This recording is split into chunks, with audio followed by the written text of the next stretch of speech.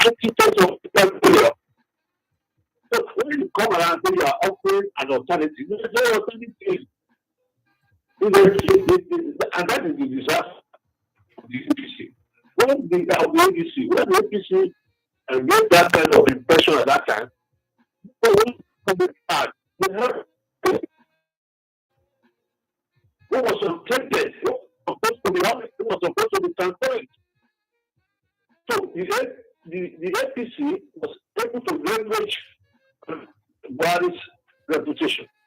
They had Buhari had become the factor, the leader of the sector. And so, use him to rally the North, to use him to convince the South that this was not been corrupt. It was trying to save, trying to stop his persona on the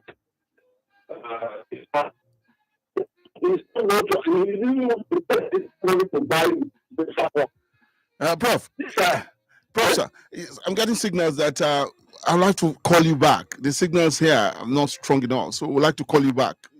Call you back. Okay. Yes.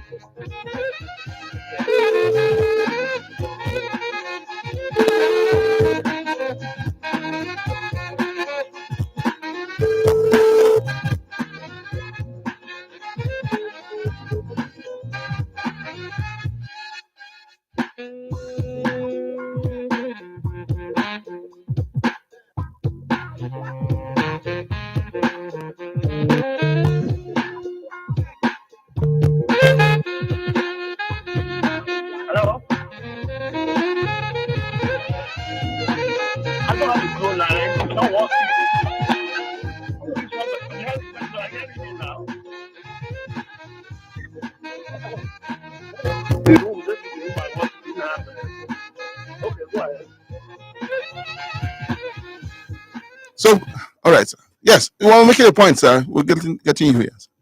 Yes, well, the point I'm trying to make. Yes. Number one is the lack of identity among Nigerian political parties. The identity in terms of ideology. That is what defines one party from another. That's the boundary. What you want to do. You want to own the means of production. You want to invest in free education. All those things are components of an ideology. But nobody has it in Nigeria. Every day, parties are now just banners and flags. So PDP, APC, ADC, they are only known by their flags and the people who are members. Unfortunately, the opposition party in Nigeria today is not doing too well. The one that used to be the party in government, PDP, and should have provided opposition has collapsed. Lost almost all its governors, and the APC, LDC, the other one that is coming up, which is picking up fragments of collapsed parties, does not seem to have that immediate credibility that you can regard this as an alternative to the one in government. These are people who are talking about rebuilding Nigeria, saving Nigeria, rescuing Nigeria from collapse. Unfortunately, there are too many people in that collection that were part of the collapse, that have been part of the systemic collapse of Nigeria, systematic collapse of Nigeria. There are some of them who were part of the Buhari regime. The Buhari regime, which actually is the worst government that Nigeria has ever had in terms of managing and running it down. So when you come out as a minister, as a governor under Buhari, and you are talking of rescuing Nigeria, you are taking us for a fool. That in any case, Nigerian politicians think that Nigerians are fools because they are dealing with the least denominator in Nigeria, the poor and the hopeless. They talk to everybody as people without poor, and we are all stupid and ignorant. You know, but they know what they are doing because those are the people that they are mobilized to come to vote for them. You know, they cannot convince people like us that they are better at running Nigeria. No, none of them, because we have seen them. They have shown what they can do. So what is happening in Nigeria is that they are giving the advantage to the APC. It's supposed at an advantage. Ordinarily, if we are to go by the suffering and the deprivation and which has even been exacerbated in the last week or two since the war started, the APC should not win an election. But all the first governorship by-elections that have been conducted, the APC has won them all. Largely because, our people do not trust the opposition. They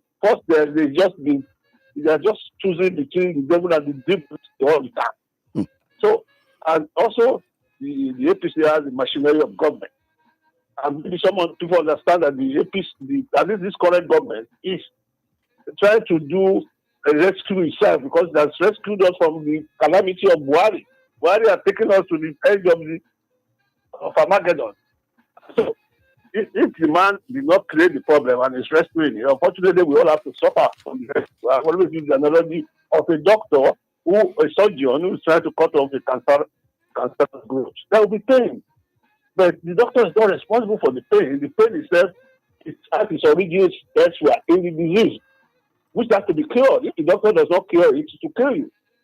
So we'll have to see that Tinubu is a surgeon trying to cure. Whether they are doing it right or doing it well, it's another matter. But the reality is that the opposition does not have credible people, does not have a defined ideology. Rescuing Nigeria is not enough. You are not people who are to rescue Nigeria. You are people who are flaunting money. You are living in mansions, riding bulletproof cars all over the place. The patrimony of Nigerians. How can you come and say you are rescuing Nigeria? One of them even said openly that he lives abroad. He lives in a country abroad.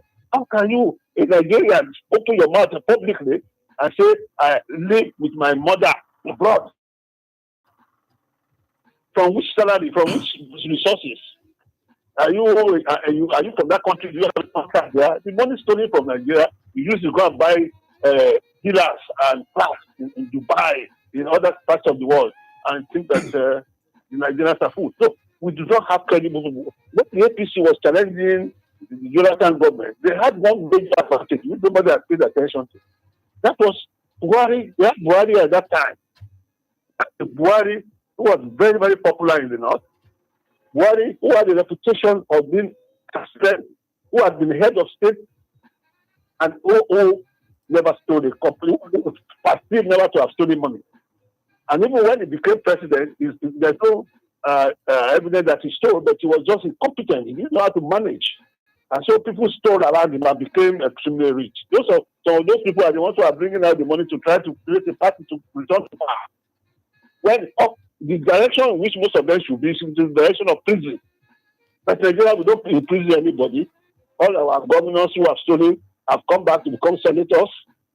They are looking to become president, and they become ministers. They become ambassadors. That's what we reward our thieves in Nigeria. We don't punish them. And so, because of that, they have the courage to come and be talking of rescue Nigeria. There's nobody. I'm sorry to appear to the bias. The APC is not a rescue party. It is an agglomeration of people who just want to get power back and continue to pillage Nigeria. All right, Prof. If you look at it, yes. What is playing out now? Because about the elites of Nigeria or the money bags of Nigeria, we just do not find them on election days. Most of them do not come out. Of course, with the noisemakers that we see all over in the social media, most of these people do not come out. So the onus lies with the people. The people come out, of course, those of the low class and all of that. But I'm asking, what are the things that Nigerians should go to the polls with to elect who they feel should be their leaders or should take on the mantle of leadership? Because again, you've talked about the pains that Nigerians had gone through during the Buhari era and all of that. Is that enough to say that you want to take out this administration? Or what has this administration also presented to Nigerians that shows that it is on the rescue mission or could take Nigeria out of the woods? What should Nigerians go to the polls with? Hello, sir.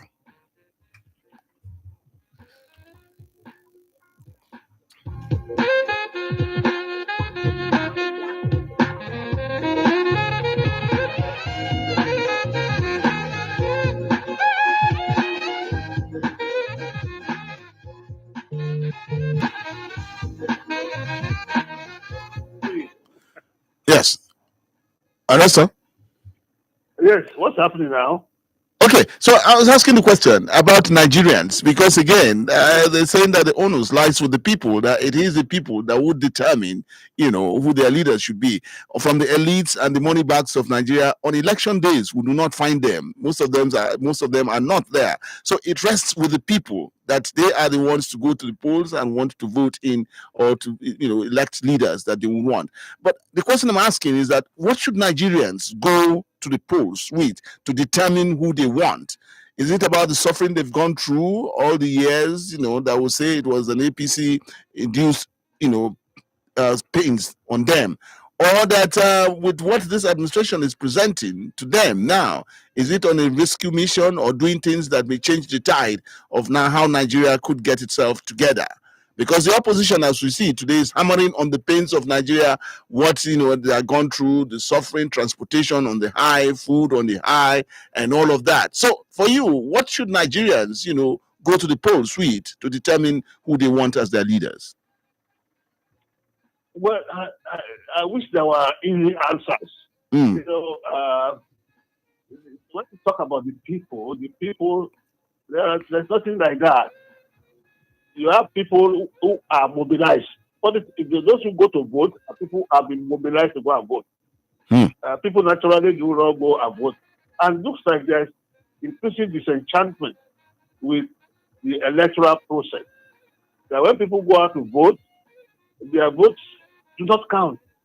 Or they are voting for leaders who turn out to become their nemesis. Leaders who loot and enrich themselves.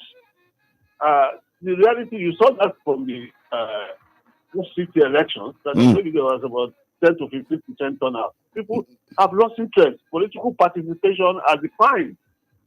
They are losing interest because they know that some people are there who have already predetermined the result.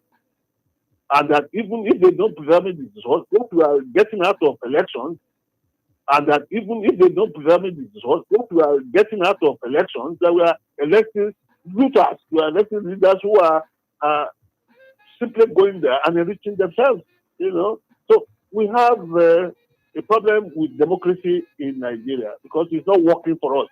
That doesn't mean that it cannot work.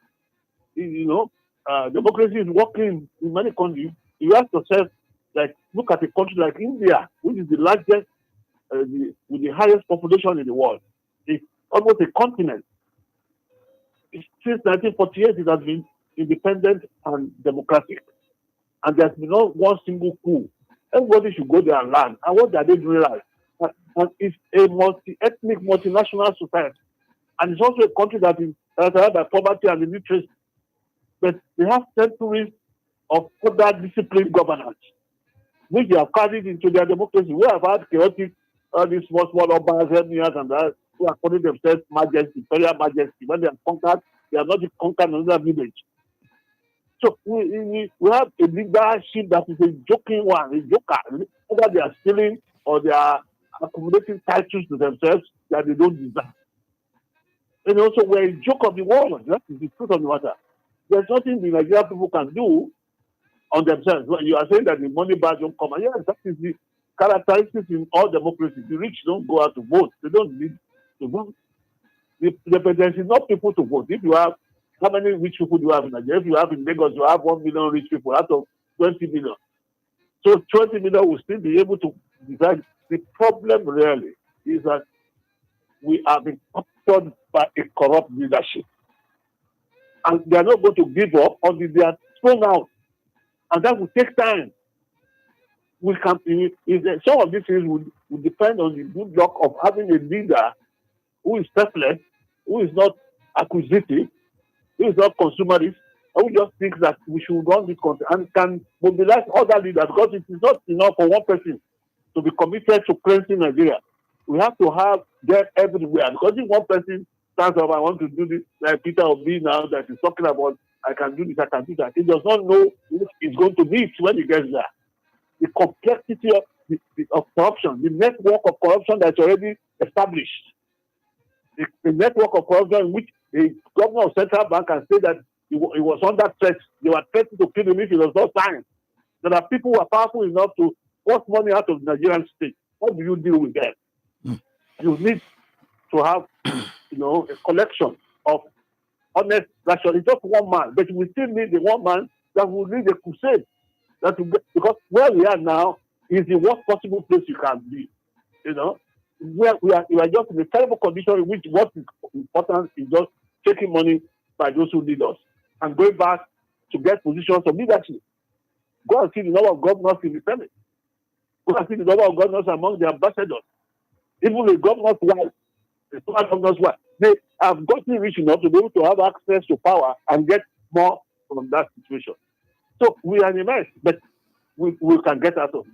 Would it be asking for a benevolent dictatorship in Nigeria, sir? Yeah, absolutely.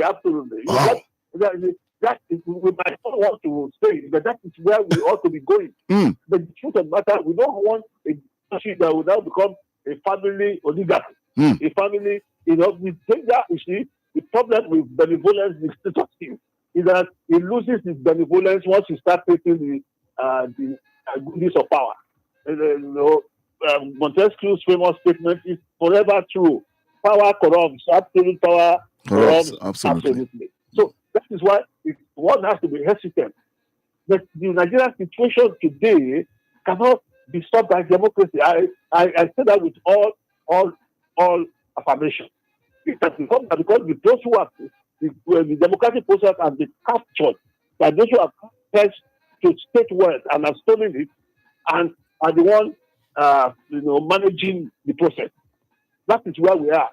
If we like to believe that something else is happening, we are deceiving ourselves. The democratic process in Nigeria can never bring democracy because the people, the governors who are presidents, who have been everything, are the ones who are stealing billions and trillions and have the capacity to want to manage the process. You can imagine, look at those who are bringing themselves as presidential candidates. Where did they make their money?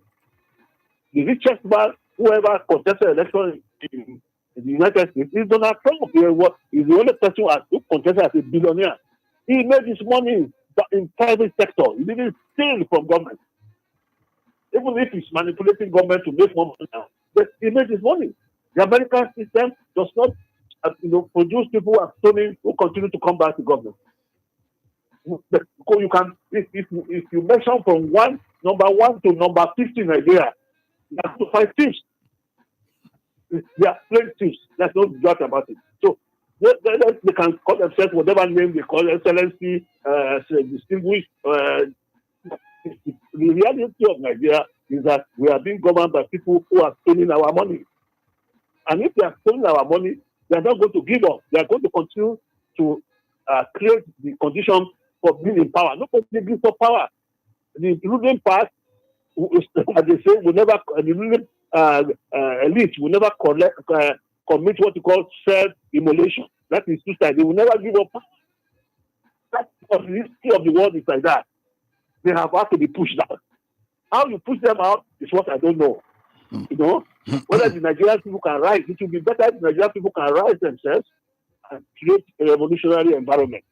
But I don't know. But where we are today, there's no point to have elections. We are wasting our time. Because Yoruba will say, only economy. It's the same thing. We are just going to be repeating the same process of enriching those who enrich themselves. Because in any case, to be president in Nigeria, you have to have stolen money that you can use to, it costs billions. So how do you get it? In America, you raise it. You have donors. There are no donors. All they do is take money from government and then start getting money from other places to do it. So our democracy is in a crisis. Whether you go high level, electronic transfer, those people who you are going to elect are the people who are stealing and the people who are going to steal. So this is two groups, those who are stealing and those who will join the stealing, and you end up in the same spot. Okay, sir, Prof. I'm getting signals that I must go for a break. I'll be back with you at the turn of the break.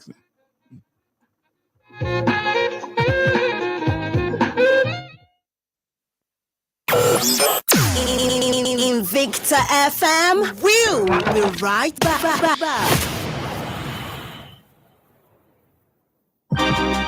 Looking for a premium car wash experience in Kaduna? Allow me to introduce you to Wash by City Clap R, located at Galaxy Mall, Kaduna, where professionalism meets comfort. From the 21st of March 2026, Wash by City Clap R would provide professional car wash and detailing services designed to keep your vehicle looking spotless and well-maintained right in the heart of town. While our expert team takes care of your car, you can relax in our luxury air-conditioned lounge with free Wi-Fi or enjoy great meals and refreshing drinks at our cafe and grill spot. Wash by City Club R is more than a car wash. It is a comfortable experience while your vehicle gets the attention it deserves. Visit us today at Galaxy Mall, Kaduna, or you can call or WhatsApp on 0916-101-0232 for bookings and inquiries. Check us out on at Wash by City Club R across all social media platforms or visit www.washbycityclubr.com. Wash by City Club R, where your car gets to shine while you enjoy the time. Da abin da kuke yi muna ganin ƙoƙarinku cikin iyali kuna nuna so muna jin daɗin hakan. Power oil muna nan da ku mun tsaftace dukkanin ɗigo akan 200 naira mu haɗu mu yaɗa soyayya.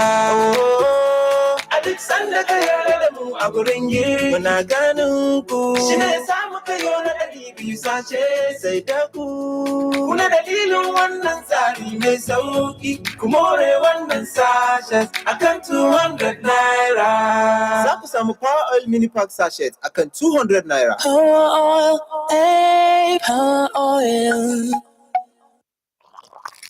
Here you go, dear. Mom, you didn't add milk. No need to. Taste it and see why. Wow, but how? Is it milky? Yes. Is it creamy? Yes. That's Milo 3-in-1 milky and creamy for you. It's so milky. I don't need to add more milk. I love it, Mommy. Give your kids Milo 3-in-1. Milky and creamy. It's truly milky. It contains calcium to help your champ win every day. Milo, energy to go further. Milo! Akwai wani abu da ke sanya kyakkyawan farin ciki tsakanin yara da manya a kowane yanayi. Kun san menene? Baby Mix shine walwalar yara da manya a duk inda suke, ko gida ko waje. Baby Mix shine gangariyar lemo mai ɗanɗanon ƙwarai da sauƙin haɗawa. Yara su yi walwala, manya su samu ƙarin watsakewa. Yayin da kowa ke nema a daɗo masa, domin da fakiti ɗaya kacal na Baby Mix ana samun lita 2 na lemo mai daɗi da ingancin gaske. Sai ku ƙara rayuwa armashi a kullum da Baby Mix mai nau'ikan ɗanɗano daban-daban. Baby Mix akwai na mangwaro, kola, zoɓo, orange, abarba da kwakwa, berries, strawberry da fasa dabur. Kuma kowane sachet ɗaya zai samar da lita 2 na lemo domin gamsar da kowa. Baby Mix na samuwa a kantina da shaguna ko ina kusa da ku. Sai a kula idan an je siya, ka tabbatar an baka mai alamar NAFDAC domin akwai wanda ba na asali ba.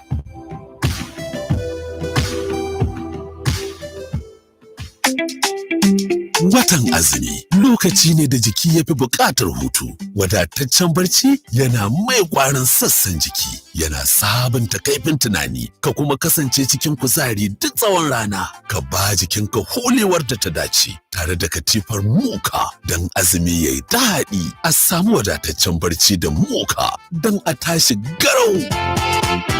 Moka, lafiyayyen barci, kyakkyawar rayuwa tun 1959. Gobe azumi lale marhaba da zuwan Ramadan. Iba murna ga dukkan musulmai. Watan ibada ciyarwa da yafiya. Me shi yayi tunawa da wanda bai da shi. Bayan sahur da iftar alka, za ku wanke maza sai ku nemi riba da mu wanke komai tsaf-tsaf. An ga wata, gobe azumi.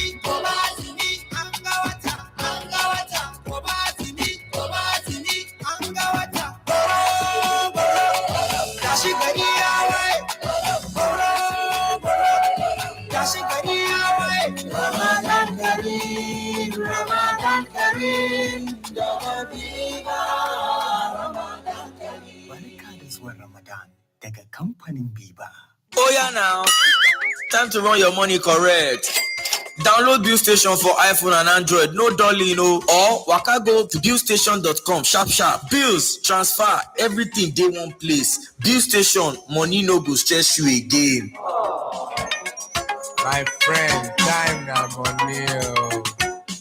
Labaran Ramadan kashi na 2. A watan nan na Ramadan, zuciya ke tsarkaka. Shin 'yan uwa mata masu adawa za su haƙura?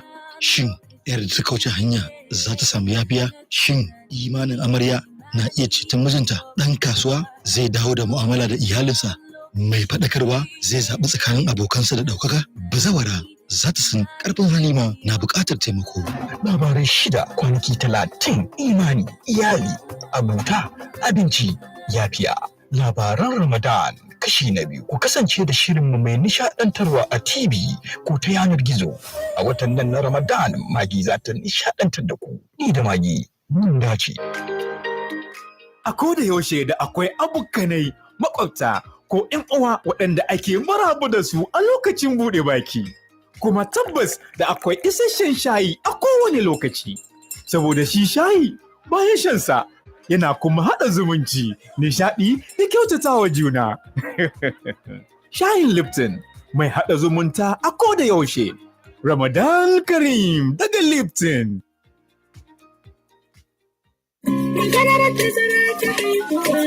Sunana Zakiya, ni uwa ce, ma'aikaciyar banki ce kuma masaniyar tattalin arziki. Kowane yaro yana buƙatar abubuwa na yau da kullum kamar su abinci, tufafi, kiwon lafiya da makaranta. Amma idan aka haifi yara ba tare da tazara ba kusa da juna, abin kan wahalar da iyaye. Misali, idan ka haifi yara dab da juna, zai zamanto kana ƙoƙarin sayawa wannan kayan makaranta, ga biya wancan kuɗin maganin asibiti, sannan kuma lokacin biyan kuɗin makarantar su duka yana iya zuwa lokaci guda.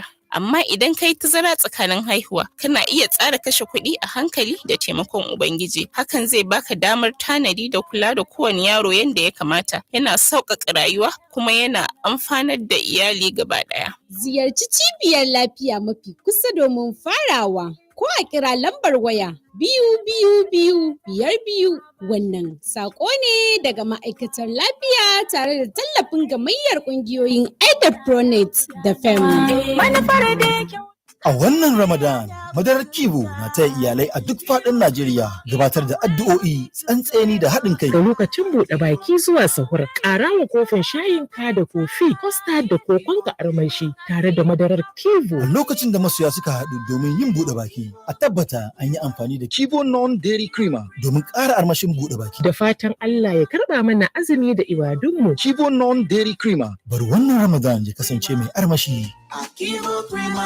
Mama, sai kin gan yadda na wanke ban ɗakin nan yawon ku sosai fa. Tabbas zai iya wankuwa sosai a ido, amma idan ba da hypo toilet cleaner kika yi amfani ba wajen kariya, to ban ɗaki cike yake da ƙwayoyin cuta baja-baja. Haka ne, kada ku yarje wa ƙwayoyin cuta, ku kare ban ɗakin ku kullum da hypo toilet cleaner.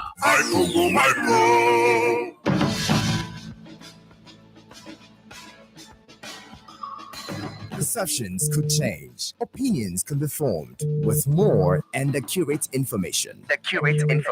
Get all sides, views, and opinions on topical issues. Have your say on Perspectives. With Toyin Alabi at 9 a.m. Mondays to Fridays on Invicta 98.9 FM. Perspectives. All sides, all views, all individuals are welcome.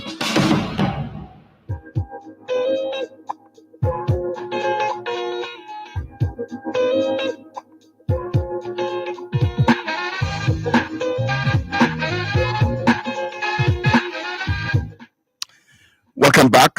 Still with the program Perspectives this morning on Invicta 98.9. And my guest this morning, Professor FEMI OTUBANJO, a professor of political science and a public affairs analyst in Lagos, sharing thoughts and putting his thoughts on developing stories on our political scene. Prof, another thing that staring us in the face now is our false lines as a people, as a nation.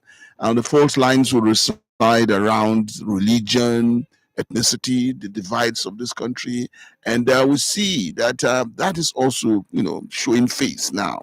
Another thing, again, that has come of concern for this Nigeria, we're running 27 years into this democratic journey. And, last year, there was an alleged coup, military coup that could have taken place. But again, first denied by government until it came to say, yes, there was indeed an attempted, coup.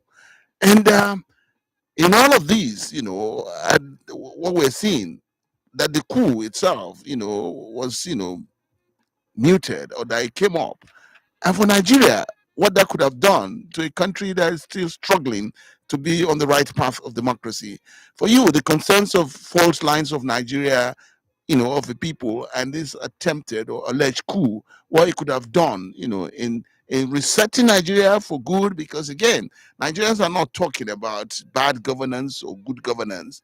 All they are talking about, all we're seeing playing out, could just be the pains that Nigerians are going through and their fault lines. What are your concerns about, these fault lines of Nigeria and how to reset Nigeria for good? Hello, sir. Yes, can you hear me? Yes, sir. Yes, sir. Yes, how to respect Nigeria. Well, that's reset Nigeria, sir. I understand. I got okay, sir. Resetting Nigeria. Yes, sir. We can reset Nigeria at a theoretical level, and you get, but how do you put it into practice? If you want to reset Nigeria, first, unfortunately, you have to change the people who are currently holding Nigeria back. You have to have, in fact, it's interesting that I'm doing the paper on the impact of the Iran war Nigeria. That is one thing to think about. And the way we set, of course, in that paper. And one of the first things is that you need to make Nigeria to work better. You need to change our constitution. You have to have a constitution that is truly federal, that facilitates effective devolution of powers and resources. We don't have development. People must control their resources. They must develop according to their own priorities. Nigeria cannot be run from the center and you expect it to grow, because that is facilitating unnecessary competition, which is dragging us up and down. 8 years of Southern president, the Southerners are getting favors.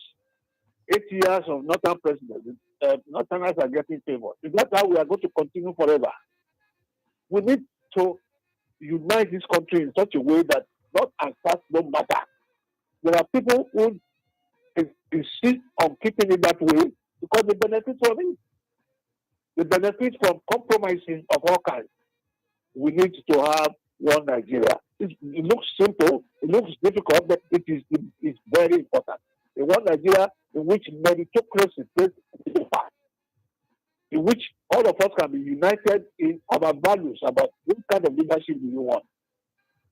Another way to reset Nigeria is to break it into component parts. There's nothing sacrosanct or sacred about Nigeria that cannot be broken into workable parts, so that every part is gone on its own to go and develop on its own. We don't need to continue to compromises that will continue to keep us back and continue to set us back hundreds of years. So at the end, of course, there are many things you want to do. You want effective governance. Nigeria today must plan to translate what we are still doing is rudimentary, balancing the budget, paying debts. That's what we are doing. That's what people have done. People who are in the same position with us as oil producers have gone beyond that. They are taking Dubai, Qatar, Abu Dhabi, Saudi Arabia, all those countries have translated their mineral resources to industrialization. If we don't industrialize this country, we're not going to go anywhere, because industrialization is what will give you wealth. It will create jobs. It will empower people, and we can move from there. But what we have done is that all the industries that were there at independence have died. Money that you go to industries have been stolen. Can you imagine billions being stolen back? Because it's been mentioned. In one instance, they're talking of 4something billion by one person. Another one stole 80 billion. The former central bank governor, they don't even know how many billions he stole. Those are money that should have gone into industrialization. And we are still not there. We are still not doing it. We are still just protecting raw, primordial, mineral resources production, crude oil, gold, this, that. Industrialization is what we need. But before you get there, you must get the government that is focused, that knows what is right. Industrialization will bring massive infrastructural development. You have to develop electricity, you have to work. Different cities will have different specializations, and it will bring prosperity and so on. So resetting Nigeria is a huge step. It means that we have to have a new generation of leaders who know that the world is different from where we are. A world that is going to the fourth industrial revolution, the AI revolution. We are just stuck in buying and selling. That's all we do. Buying everything from China, buying everything from Britain. Being arrogant about the origins of our shoes and dresses, maybe Italy, France, and so on. That's all we are seeing there. Buying wigs from Korea. We can use all those things, but we must make them set. How many of the things that we use or drink or eat, we make ourselves? That is what leadership is about. The future. We have the leadership that thinks of the future. If you don't have that kind of leadership, we will not get anywhere. This is a leadership that is stuck in consumption. That's what we have. Dragging and driving convoys all over the place. Severe on important things. transient pleasures. Where you can leave a legacy. That's why when we ask you to talk about the impact of Iran war, the first thing you say is that if you are to have an American invade Nigeria, it will pulverize Nigeria in a few days. Because Nigeria has no response. You don't even have one single rocket making industry in Nigeria. You don't make your own armored vehicles. You don't make your own fighter planes. Iran is fighting two industrialized countries alone. And so when you're talking of impact, we don't have a country that can defend itself. You cannot even battle our bandits in the northwest, terrorists in the northeast, and they are coming and going. What is the problem with an army that is in excess of 200,000? We have not solved that problem. Then they will show when you are invaded by a bigger power, what are you going to do? When you don't even have the basic industrial base to defend yourself. So we need to reset leadership in Nigeria. Or you need to break Nigeria into pieces so that we can have functional parts. We'll still be complementary. We'll still be doing business with each other, but we'll have developed on our own place. Let's not be stuck in the idea that Nigeria must suffer. The way we are going, Nigeria will continue to be struggling. Things will get worse. Poverty is worse. The insecurity is worse. Nothing is happening. Our children are not going to school. I mean, the graduates are not getting jobs. They are not producing useless degrees, worthless universities. That when they go abroad,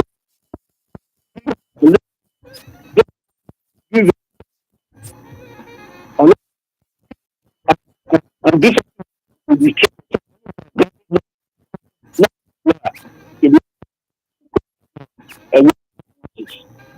medical, other medical personnel. And we need to speak about the leadership. Continue to steal and they will do nothing that will transform this country. In Nigeria too. Looks like what you're presenting, sir.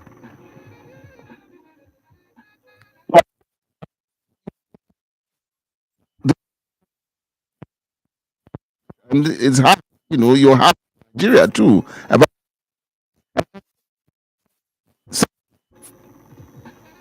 Yes. They can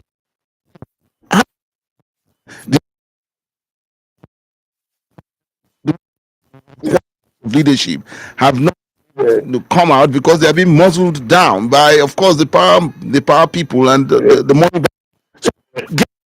Yes. Yes. It's just okay. Political science and international relations. So I'm not so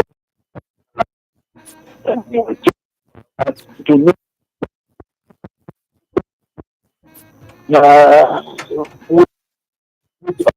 To that is it.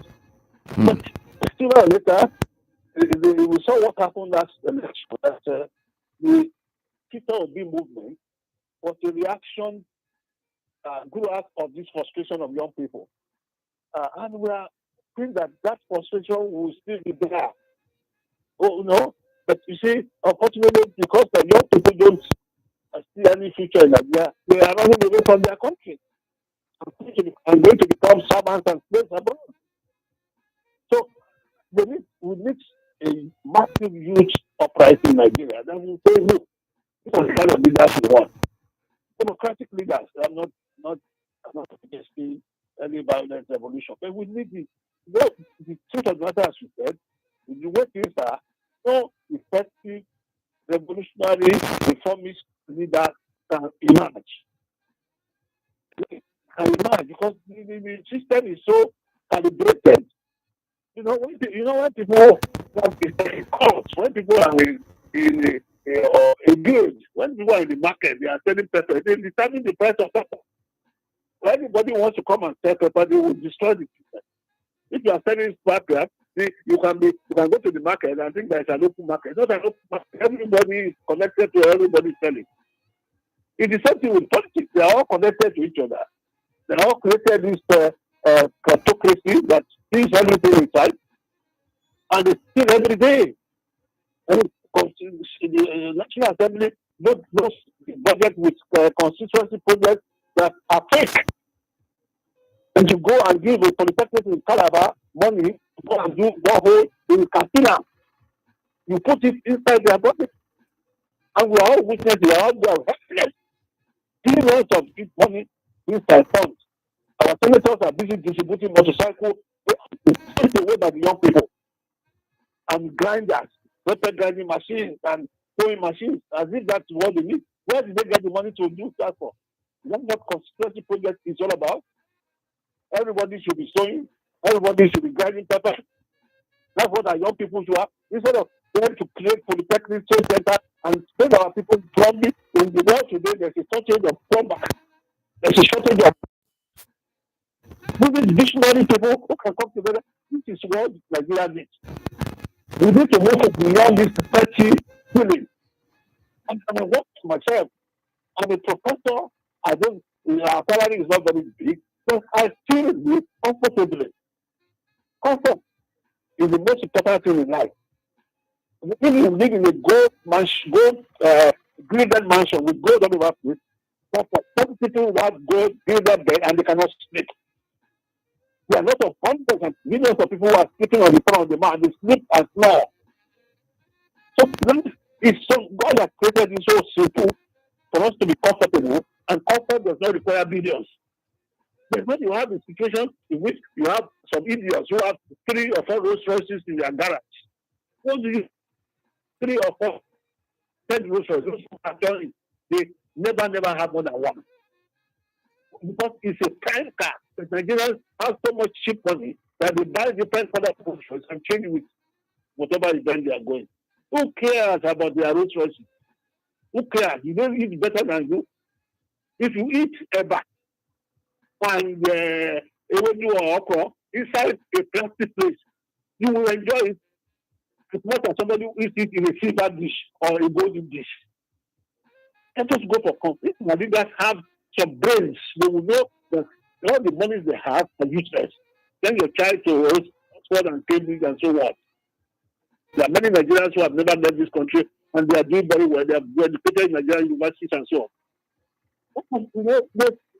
There's a moral reorientation, the value reorientation. We need to deal with it with the law legality to create and put people in prison and stoning and teach Nigerians that stealing is disrespectful. But now we used to be honesty is the best policy. That's what we were taught when we were young, but it's no longer so. Honesty in Nigeria does not get you anywhere. You can't go to a ministry and say you want to be honest. There's a network, a group,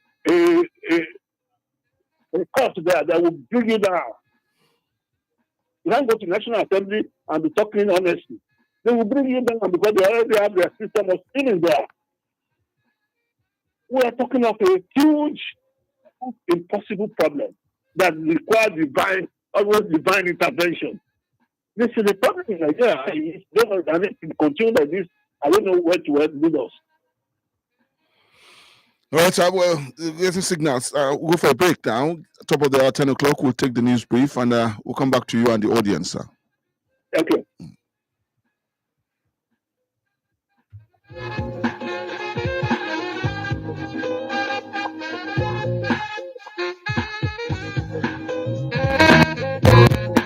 Invicta FM. Invicta FM. We'll be right back.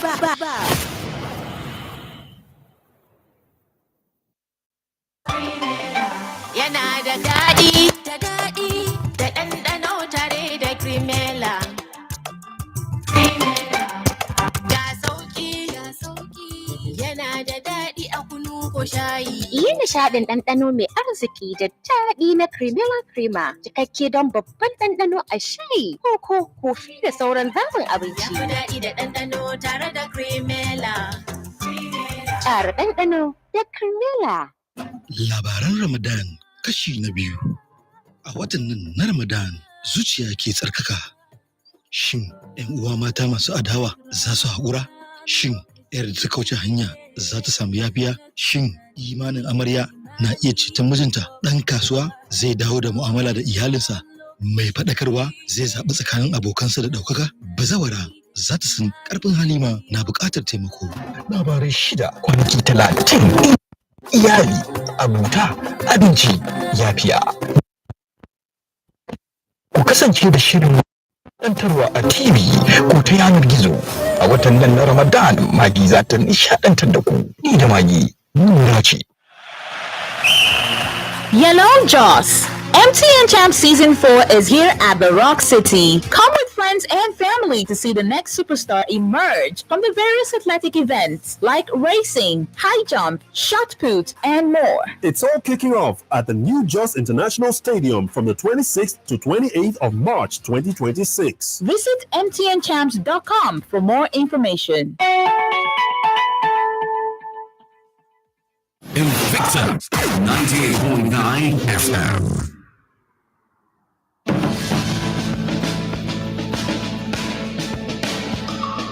Perceptions could change. Opinions can be formed with more and accurate information.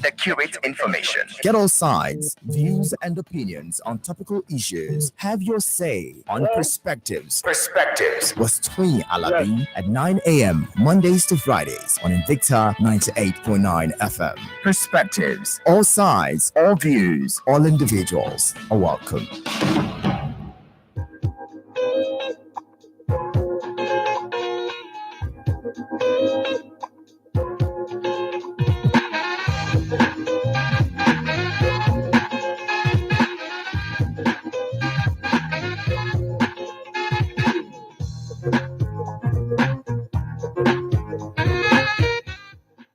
Welcome back. Still with the program Perspectives this morning, and we're streaming with this program live. Join us on our Facebook page, Invicta 98.9. Also subscribe to our YouTube channel, Invicta 98.9 FM online TV. And of course, in a short while, we'll be getting our lines opened to get you, the audience, into this conversation to Professor FEMI OTUBANJO, my guest this morning, a professor of political science and a public affairs analyst, putting his thoughts on us with us this morning. Well, Prof, something again on suspicion. Will this suspicion amongst us as a people ever go away? North, south, east, west, Christian, Muslim, ethnicity, the divides of this country. The suspicion, will it ever go away? Because I'm asking this question. Why is it that we've not had this synergy between the youths, the brains of the north, south, east, west, coming together to, with this common front of the Nigerian brains coming together to take us out of this quagmire that we found ourselves? The suspicion still, not allowing us or not taking us there. Why is that so too?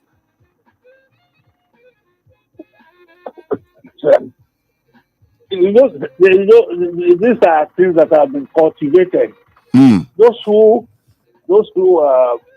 have had the opportunity of taking over the state, controlling the state through election, often manipulated, have an interest in sowing the seeds of division.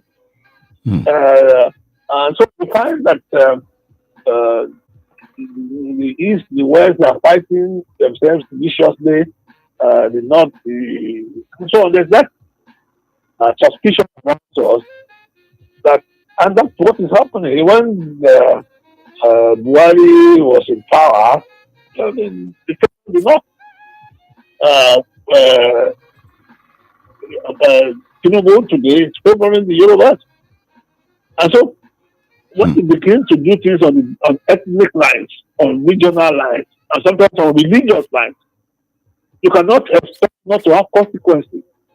All it will lead to is antagonism, suspicion, and conflicts, and even crisis.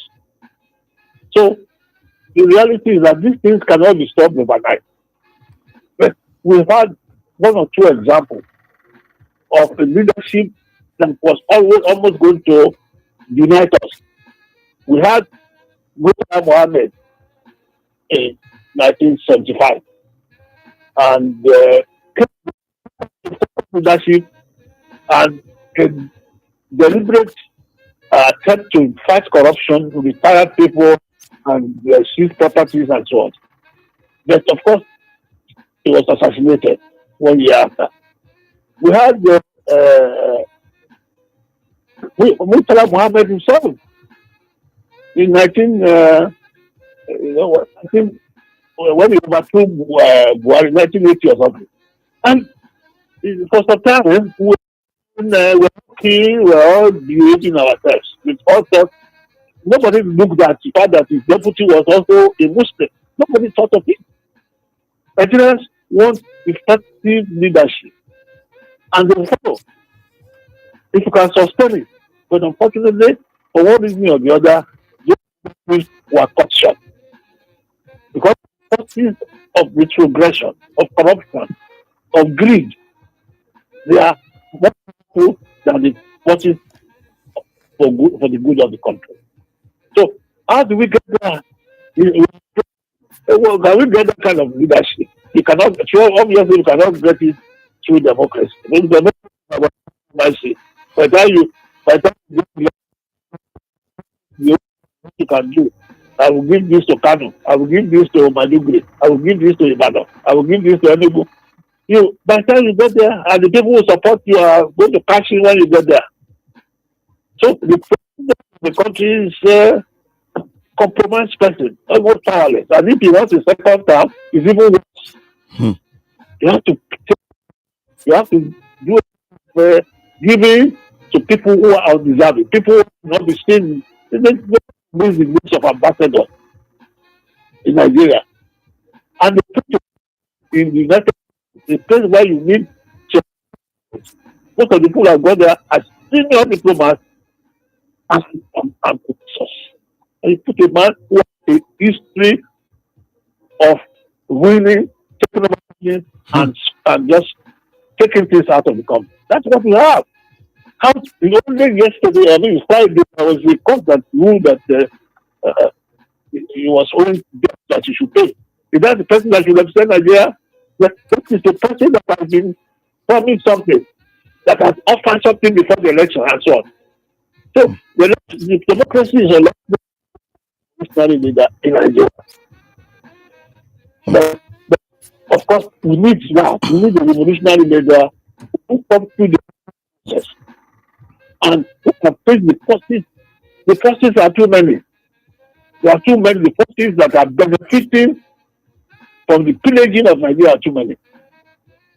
From politicians to traditional rulers who go around in their huge robes,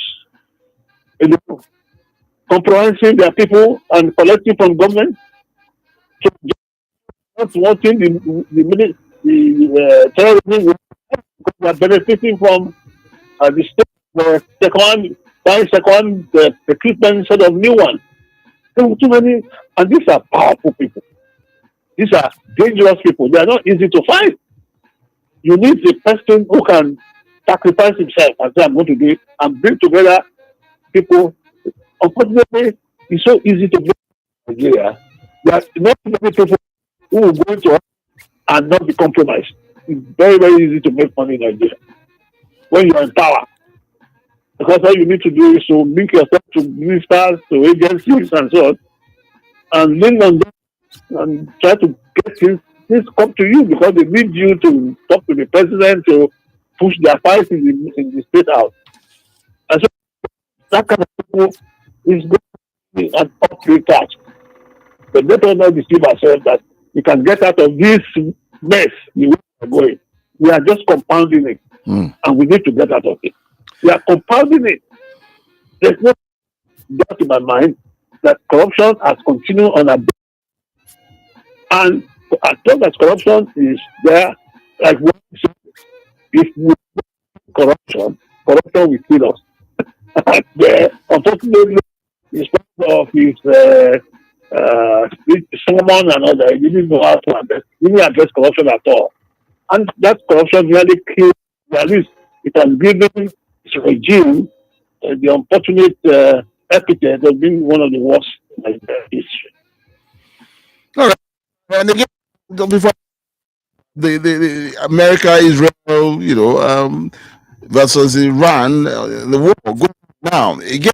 It's having its tough time on Nigeria because again the pains are, some people say the pains are coming back. Prices of food on the high, transportation on the high, and Nigerians may again be putting it on this administration, that it is this administration that is putting all the pains on them.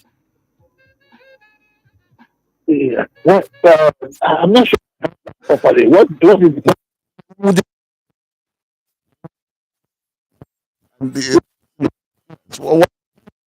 with the war too? Some people would say from oil price going on the high, but the people back home is something to look at. It is an illusion or delusion to say you benefit from the yes you get what I'm selling, but you pay more for buying. Okay. With consumer nation already. You can see it. Yes. If the price of oil is high in the international market, you are also going to buy petrol that is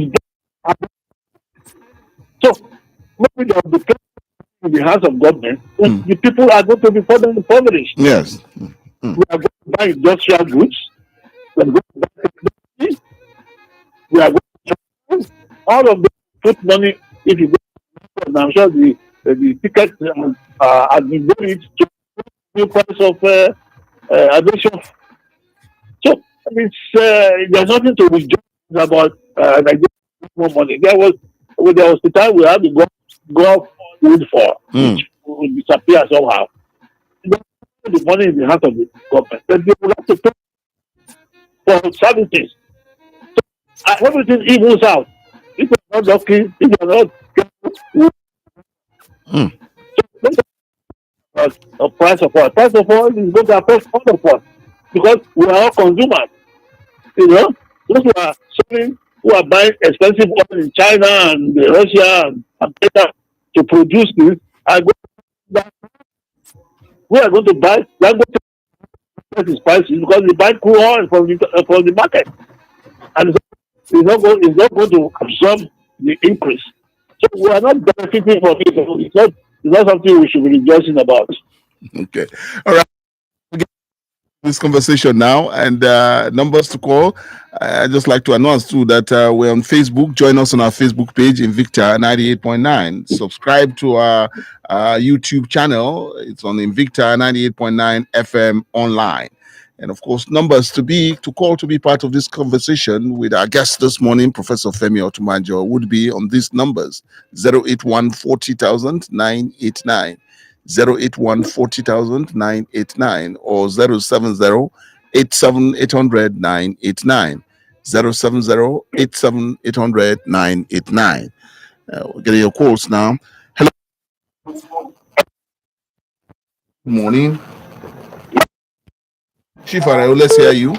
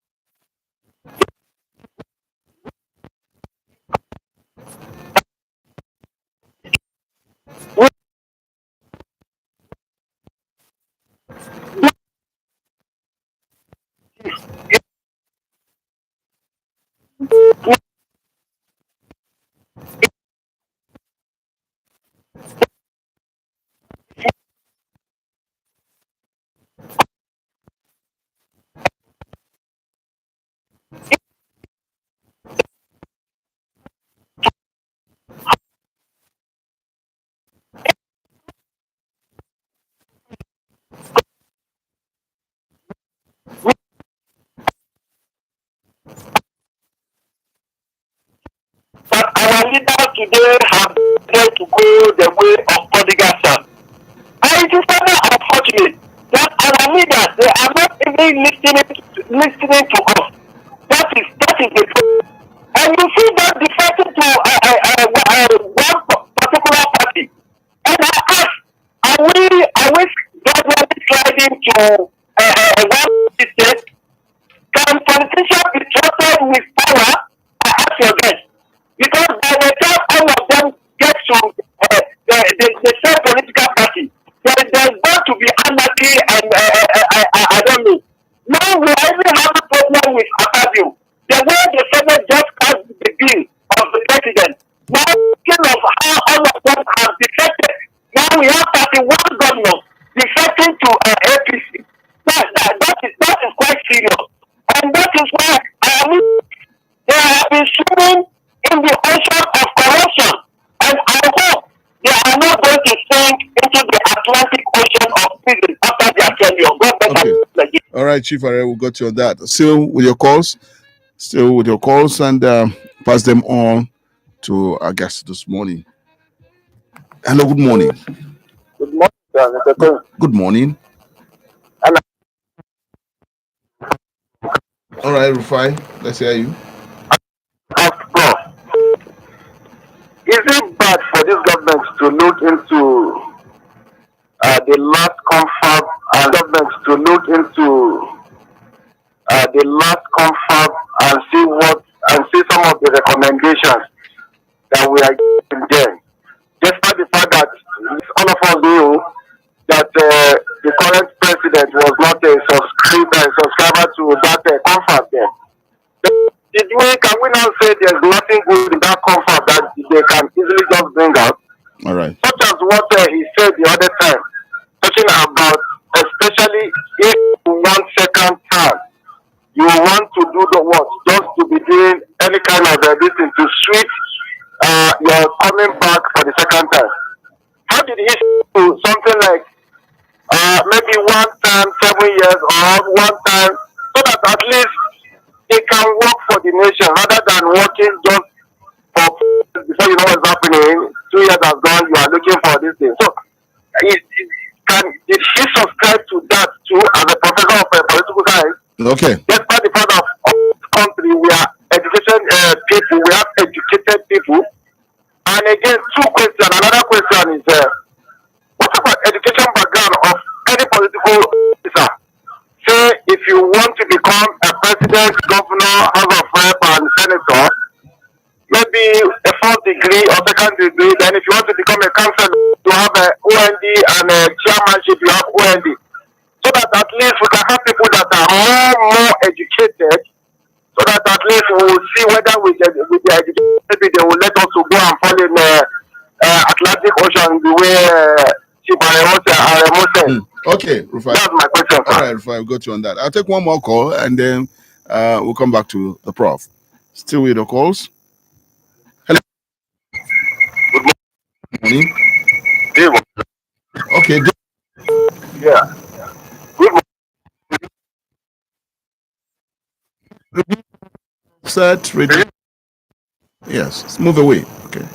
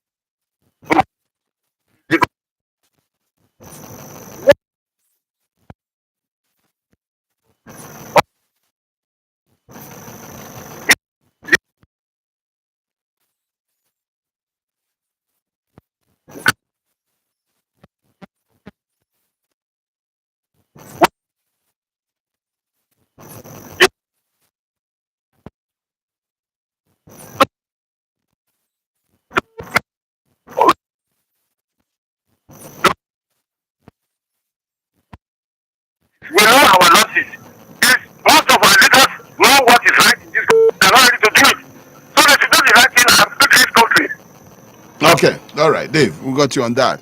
Well, Prof. Hello. Yes. Yes. Okay. Chief Areo, Rufai, and Dave. Yes. Can you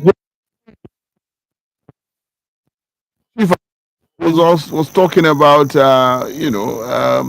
corruption we have it, and that the youth of the regions can't come out because again they've been suppressed by those in power.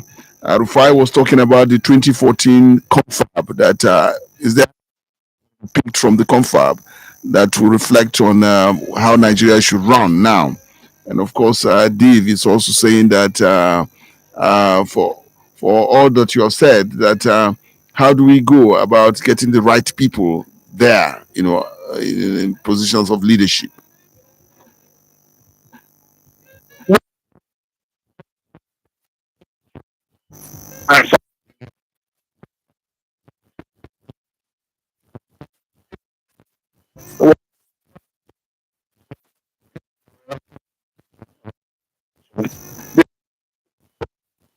You can see in the we should there.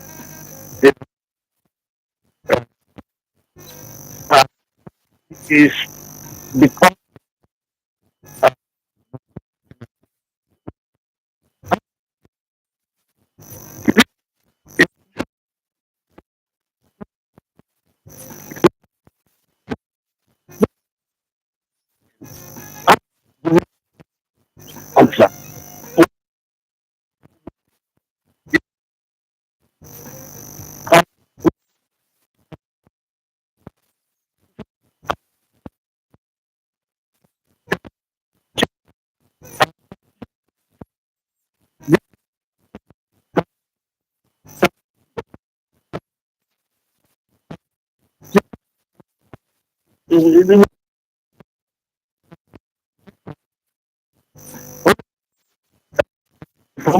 and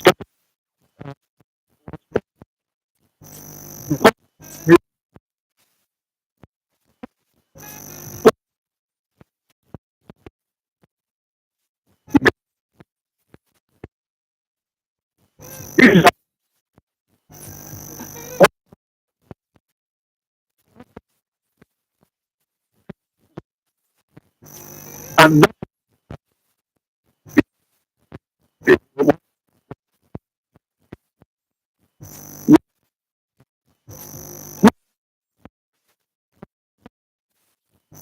and to assist us not to take over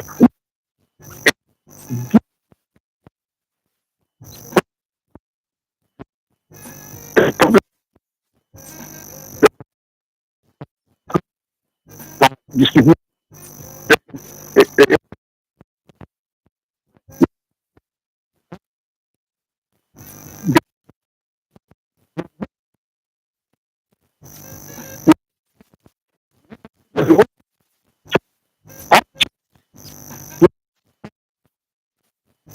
to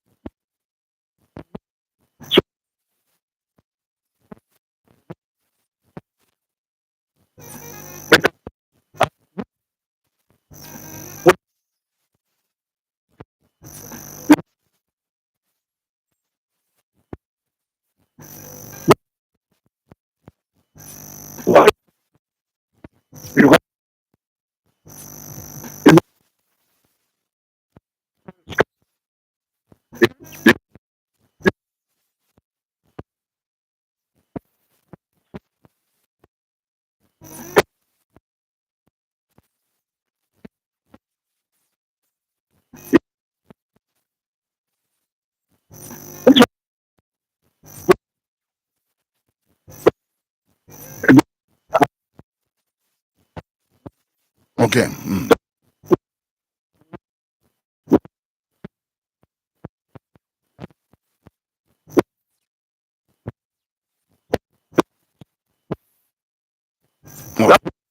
All right. We'll take some messages on our Facebook page. Job. See a long one there, but it's just very short for us. Okay, it's just one out of many. Johanna Judd says the APC government led by President Bola Tinubu have lost focus since inception. The reason given for the subsidy removal has been defeated. It is God's grace that is keeping most people in Nigeria today. It looks like the more the citizens don't. Okay, it looks like the citizens didn't sign any social contract with this administration. Subsidy should be brought back. No, that doesn't subsidize to its citizens. Even the US subsidizes. The people provide electricity, water, security by themselves. Presently, look at the high cost of transportation and hunger in the land. The hardship is killing, but what all those in authority are concerned about is how to win elections by rigging and not vote, and not through the votes being given to the masses. God bless Nigeria. I think that's the only message here. With the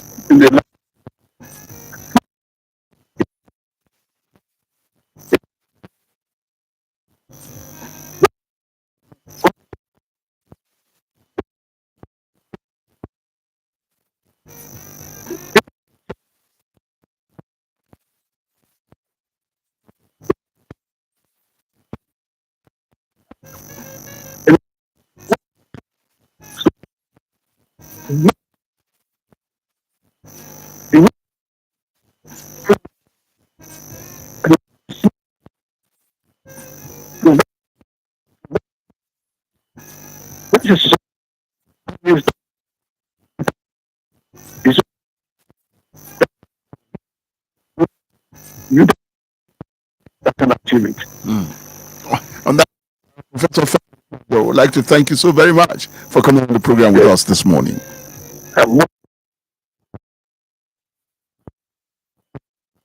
All right, and that will just be program Perspectives this morning. Our guest has been Professor FEMI OTUBANJO, a professor of political science and a public affairs analyst residing there in Lagos. He's been our guest this morning. Job Daniels, thank you for connecting us with the public. And of course, IT Hands in the studios with us this morning, and Enwa Youth Copper in the house too. Well, thank you for being part of it. We'll come back perspectives tomorrow. Have a good day.